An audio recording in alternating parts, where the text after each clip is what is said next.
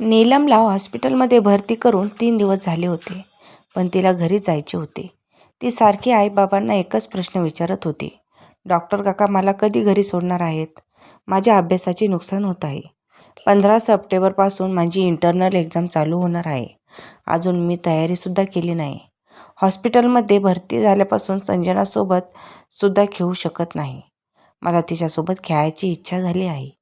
इथे मला अजिबात चांगले वाटत नाही, म्हणून लवकरात लवकर तुम्ही मला घरी घेऊन चला.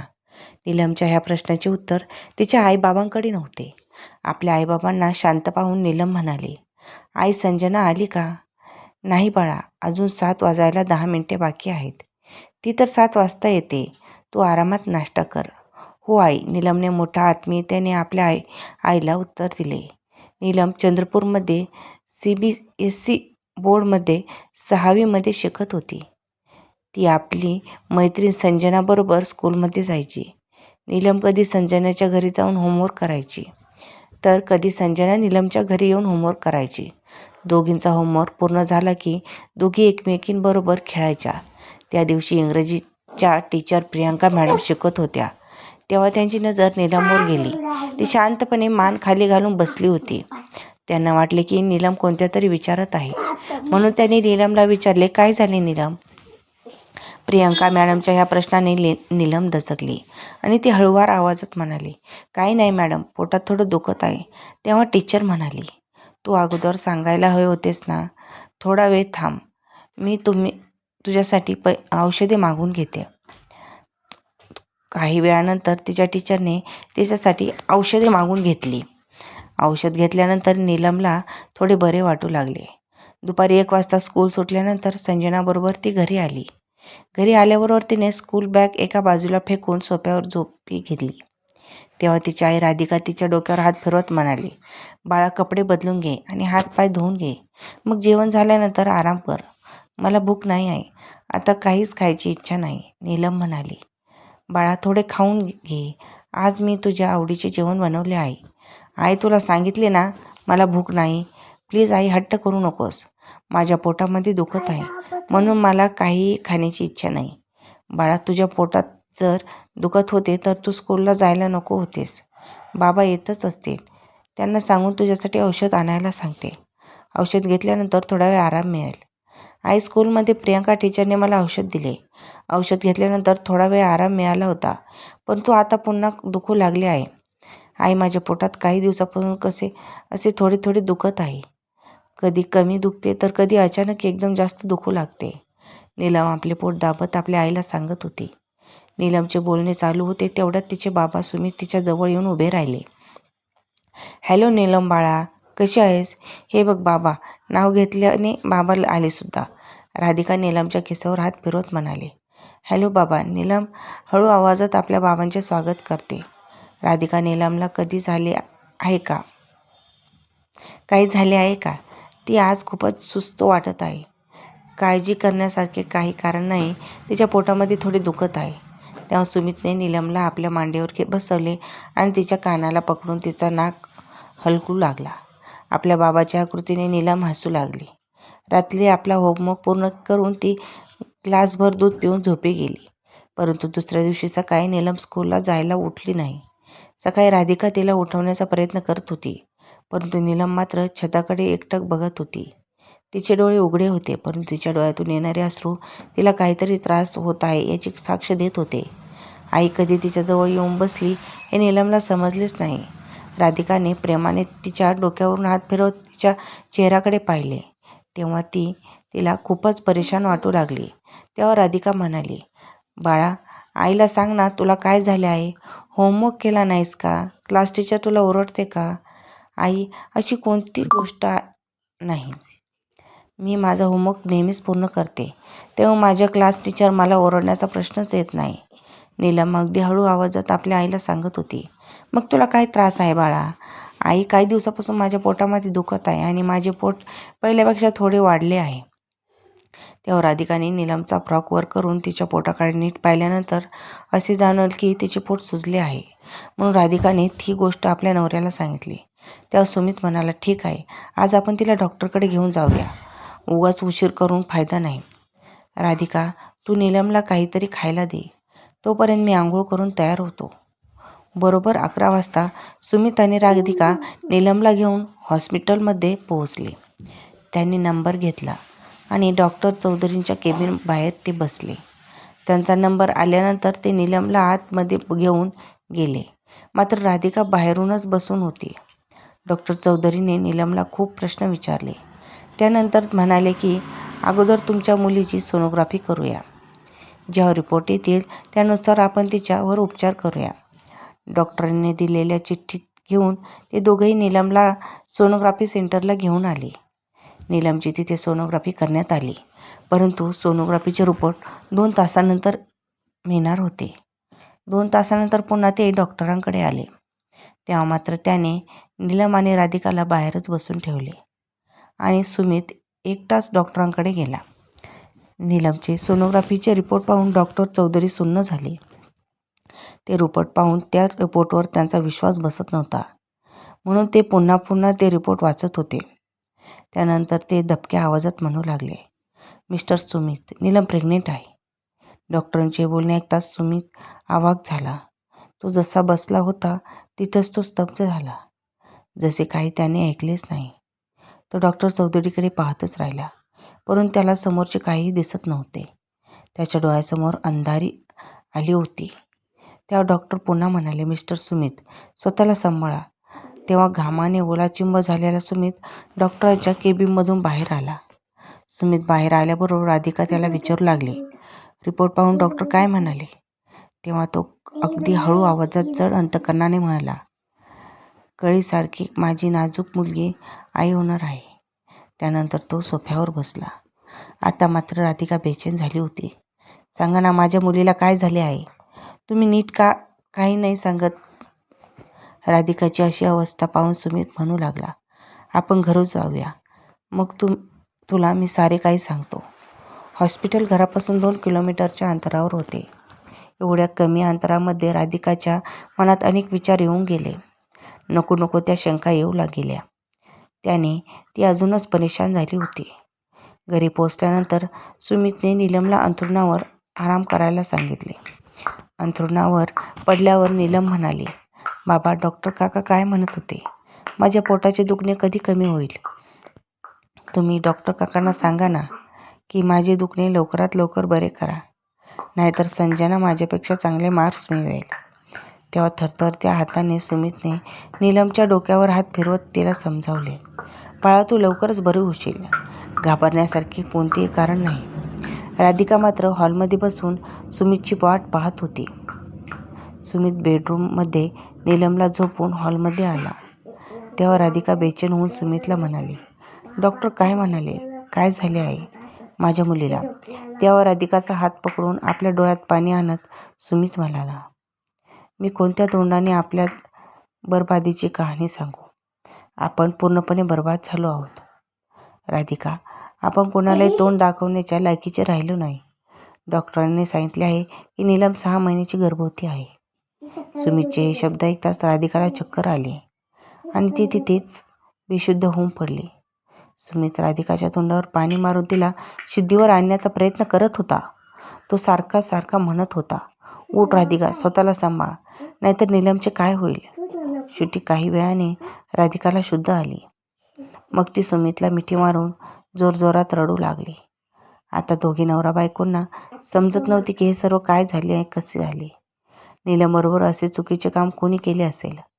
रडत रडत राधिका म्हणू लागली, माझ्या सोन्यासारख्या मुलीला एवढ्या वेदना देणारा नराधम कोण असेल? त्या राक्षसाला जरासुद्धा माझ्या मुलीची दया आली नाही का? आता त्याने आम्हाला समाजामध्ये तोंड दाखवण्यासाठी जागा ठेवली नाही. त्यानंतर आपल्या डोळ्यातील अश्रू पुसत राधिका नीलमजवळ आली. प्रेमाने तिच्या डोक्यावरून हात फिरवत तिला म्हणाली, बाळा नीलम, आता तुझी तब्येत कशी आहे? आई, आता थोडे बरे वाटत आहे, परंतु मध्येच कधीतरी दुखते. तेवढ्यात सुमित आपल्या मुलीला म्हणतो, डॉक्टरांनी मला सांगितले आहे की तुला लवकरच बरे वाटेल. परंतु सुमित आपल्या हृदयावर दगड ठेवून हे आपल्या मुलीला समजावत होता. नवरा बायको दोघांनाही हिंमत होत नव्हती. नीलमला याविषयी काही सांगावे किंवा तिच्याबरोबर चर्चा करावी, परंतु तिच्याबरोबर तर बोलणे गरजेचे होते. मग शेवटी राधिकाने मोठ्या मनाने आणि प्रेमाने नीलमला विचारले, बाळा, तुझ्याबरोबर स्कूलमध्ये कोणी काही चुकीचे काम केले आहे का? नाही आई, कोणी माझ्याबरोबर कोणतेच चुकीचे काम केले नाही. आपल्याच मुलीला असा प्रश्न विचारणे कोणत्या आईबाबांना आवडणार होते? परंतु त्यांना आपल्या मुलीकडून खरे जाणून घ्यायचे होते. म्हणून तिला विश्वासात घेऊन याविषयी सर्व माहिती त्यांना काढून घ्यायची होती. म्हणून दोघी नवरा बायको प्रेमाने आपल्या मुलीजवळ बोलत होते. तेव्हा नीलम म्हणाली, नरेश दादा माझ्याबरोबर चुकीचे काम करत असायचा. नरेश सुमितच्या बहिणीचा मुलगा होता, म्हणून त्याला घरी येण्यासाठी जाण्यासाठी कोणती बंदी नव्हती. तेव्हा दोघा नवरा बायकोने आपल्या डोक्यावर हात मारून ठेवले. मग राधिकाने नीलमला आपल्या जवळ घेतले आणि तिच्या कानामध्ये हळुवारपणे बोलत तिला ती विचारू लागली की नरेश दादा तुझ्याबरोबर हे चुकीचे काम कधीपासून करत होता आणि तू ही गोष्ट आम्हाला या अगोदरच का नाही सांगितलीस? तेव्हा मात्र नीलम रडू लागली होती आणि तिच्या डोळ्यातील अश्रू राधिकाच्या खांद्यावरून पडत होते. तेव्हा रडक्या स्वरात नीलम म्हणाली, आई, नरेश दादा माझ्याबरोबर चुकीचे काम करायचा. त्यानंतर तो मला धमकी द्यायचा की जर तू कोणाला याविषयी काही सांगितलं तर मी तुझा गळा दाबून तुझा जीव घेईल. नीलम अजूनही त्याला दादा म्हणत होती. तेव्हा राधिका म्हणाली, बाळा, तुझ्याबरोबर हे घाणेरडे काम कधीपासून चालू होते? तेव्हा नीलम म्हणाली, आई, तू जेव्हा घरातील सामान बाजारात आणायला जायचीस बरोबर त्याच वेळेस नरेश दादा घरी यायचा आणि माझ्यावर जबरदस्ती करायचा. त्यानंतर मला तो एक चॉकलेट द्यायचा, परंतु मी खूप घाबरलेली असायची. मी चॉकलेट घ्यायला नकार द्यायची. तेव्हा तो मला धमकी द्यायचा की सांगायचा की जर तू कोणाला याविषयी काही सांगितलेस तर तुझी गाठ माझ्याशी आहे. त्यामुळे मी घाबरून कोणाला काही सांगितलेच नाही. तेव्हा सुमित उसने आवरण घेऊन म्हणू लागला की हरकत नाही मुली, तू जास्त विचार करू नकोस, तू शांत राहा. तेव्हा राधिका म्हणाली, अहो आता काय करायचे? आता पुढे काय होणार? परंतु काही झाले नाही, मी त्या नराधमाला सोडणार नाही. एक वेळ मला जेलमध्ये जावे लागले तरी चालेल. तेव्हा सुमित म्हणाला, असे तू काहीही करणार नाहीस. अगोदर आपल्याला नीलमची काळजी घ्यायची आहे. चला आपण पुन्हा डॉक्टर चौधरीकडे जाऊया आणि त्यांना सांगूया की नीलमचे अबॉर्शन करायचे आहे. नंतर पुढे काय करायचे ते ठरवूया. मग ते दोघेही डॉक्टर चौधरीकडे गेले आणि त्यांना सांगितले की आम्हाला आमच्या मुलीचे अबॉर्शन करायचे आहे. तेव्हा डॉक्टर चौधरी म्हणाले की हे बघा, ही एक पोलीस केस आहे, त्यामुळे तुम्ही अगोदर पोलीस केस करा, त्यानंतर काहीतरी होऊ शकते. तेव्हा डॉक्टर सुमितना विनंती करू लागला, डॉक्टर साहेब, अगोदरच मी खूप टेन्शनमध्ये आहे, तुम्ही अजून मला टेन्शन देऊ नका. तेव्हा डॉक्टर म्हणाले, हे बघा, तुम्ही मला सुद्धा थोडे समजून घ्या. तुमची मुलगी ही 6 महिन्याची गर्भवती आहे आणि अशा परिस्थितीमध्ये तिचे अबॉर्शन नाही होऊ शकत आणि जर आपण असे काही करण्याचा प्रयत्न केला तर तिच्या जीवाला धोका पोहोचू शकतो. तेव्हा सुमित म्हणाला, डॉक्टर साहेब, तुम्हीच सांगा, या पापाची काय करायची? आता आम्हाला कुठे तोंड दाखवायला जागा उरली नाही. तेव्हा डॉक्टर पुन्हा म्हणाले, तुम्ही मला समजून घेण्याचा प्रयत्न करा. अशा परिस्थितीमध्ये नीलमचा जीव जाऊ शकतो आणि हे असे करणे गैरकानूनी आहे. म्हणून मी तुमचे हात जोडून माफी मागतो. तुम्हाला विनंती करतो, माझ्याने काही एक होणार नाही. नीलम 3 दिवस हॉस्पिटलमध्ये भरती होती. ती सारखी आपल्या आईबाबांना विचारत होती की मला हॉस्पिटलमधून घरी कधी घेऊन जाणार? मला अभ्यास करायचा आहे, माझी खूप नुकसान होत आहे. 15 तारखेपासून माझी इंटरनल एक्झाम चालू होत आहे. मी अजून तिची तयारीसुद्धा केली नाही. मला माझ्या मैत्रिणीसोबत संजनाबरोबर खेळायला जायचे आहे. सुमित त्यानंतर सुमितने कोर्टामध्ये नीलमची अबॉर्शन करण्यासाठी परमिशन मागितली आहे, परंतु त्याला अजूनही परमिशन मिळालेली नाही. नरेशच्या विरोधात पोलीस ठाण्यामध्ये गुन्हा दाखल करण्यात आला आहे. पोलीस त्याचा शोध घेत आहे, परंतु अजूनही पोलिसांना सापडलेला नाही.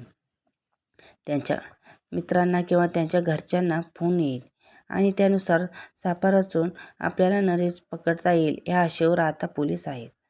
आता पाहावे लागणार आहे की कोर्ट नीलमच्या अबॉर्शनला परवानगी देत आहे की नाही.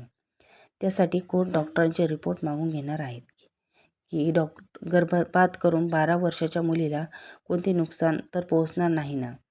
या सर्व गोष्टीचा विचार करून कोर्ट योग्य तो निर्णय देईल. पण तो आता एक एक दिवस सुमित आणि राधिकासाठी वर्षासारखा झाला होता. कारण प्रत्येक क्षण ते आपल्या मुलीचाच विचार करत होते. त्यातच राधिका सुमितला म्हणाली, मी तुम्हाला सांगितले होते ना की नरेशवर डोळे बंद ठेवून विश्वास ठेवणे चुकीचे आहे. पण तुम्ही माझ्या बोलण्याकडे दुर्लक्ष केले. राधिका, आता काही बोलू नकोस. मला काय माहीत होते की तो माझ्या मुलीला एवढी मरण यातना देईल, तिच्याबरोबर चुकीचे वागेल. तुम्ही म्हणणे अगदी योग्य आहे.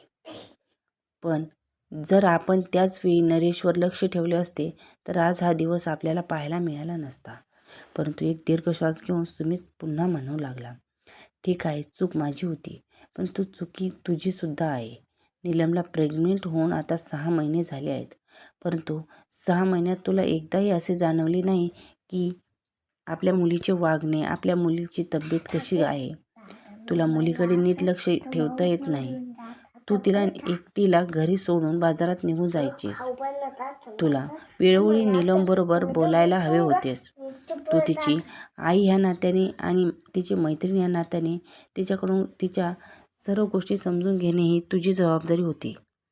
तर मित्रमैत्रिणींनो, आता माझी चुकी ही तुझी चुकी किंवा लक्ष देणे तुझी जबाबदारी होती असे बोलून अथवा जबाबदारीची झटकून टाकणे ही वेळ टाळता येऊ शकत नाही. अशी वाईट वेळ कोणावरही येऊ शकते. परंतु आपण नेहमी सावधानी बाळगणे गरजेचे आहे. कोणावर विश्वास ठेवणे चुकीचे आहे. भले तो दुसरा असो व आपला कोणी नातेवाईक असो. आपल्या मुलांची काळजी घेणे ही आपली नैतिक जबाबदारी आहे. म्हणून आपल्या मुलाबरोबर आपण कोणी आईवडील या हक्काने वागणे गरजेचे आहे. परंतु त्यांचे एक मित्र किंवा एक मैत्रीण म्हणून आपण सतत त्यांच्या जवळ असणे गरजेचे आहे. तुम्हाला ही गोष्ट आवडली असेल तर लाईक करा आणि आमच्या चॅनलला अजून सबस्क्राईब केलं नसेल तर जरूर करा.